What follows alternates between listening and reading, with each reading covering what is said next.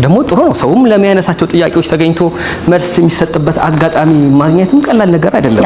ወይ ጉዳዩን የበለጠ ያጦዘዋል ወይ ያለሰልሰዋል። አብረን ምን ይሆናል ይባላል። በዓለም ሳለች ምን ነካሽ የሚላት ቀርቶ ሐሳብ ሰጪ አልነበራትም። ዛሬ ላይ ግን ህይወቷ ተቀይሮ እግዚአብሔር በህይወቷ ትልቅ ለውጥ ሲያመጣ ትላንትና ማንም ምንም የሚላት ያልነበረ አሁን ተቾቿ በዙ።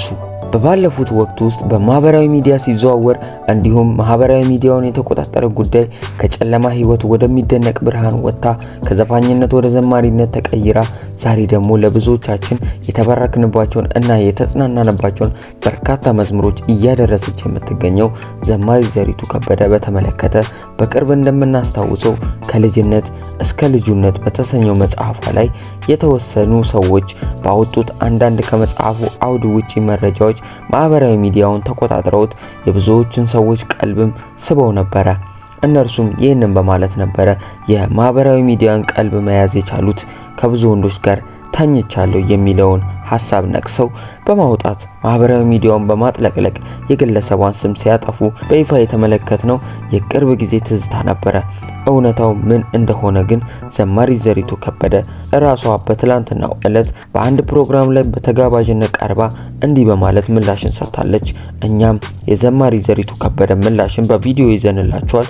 ቪዲዮውን ላይክ በማድረግ ይጀምሩት። የተኖረ ነው፣ የተጋነነም አይደለም፣ ኃላፊነት የተወሰደበት ነው። ያው የሌላውን ማብላት አይጠቅምም። የኔ ኃላፊነትም አይደለም።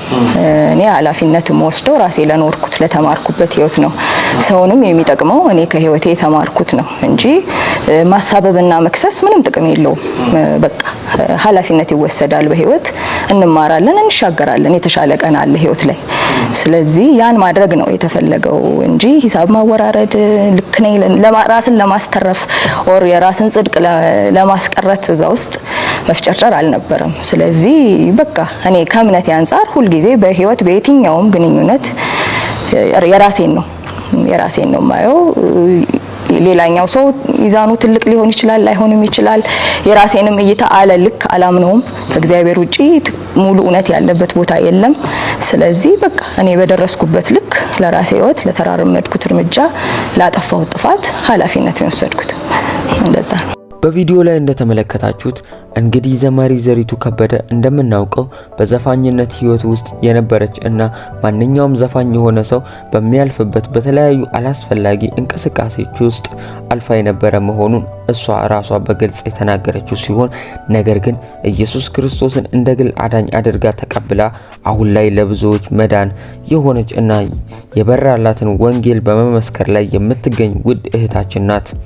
ዘማሪ ዘሪቱ ከበደ እንግዲህ በህይወት ፈተናዎች ውስጥ እያሳለፈች ነገር ግን ልቧ ሁሌም በብርሃን እና በበጎነት የተሞላ በህይወት አውሎ ንፋሶች ውስጥ አልፋ አሁንም ለብዙዎች የመንፈስ ጥንካሬ ምንጭ መሆን ችላለች። የመረጠችውን የሰላም ህይወትም የምትኖር ለሌሎች አሪያ አበረታች ናት።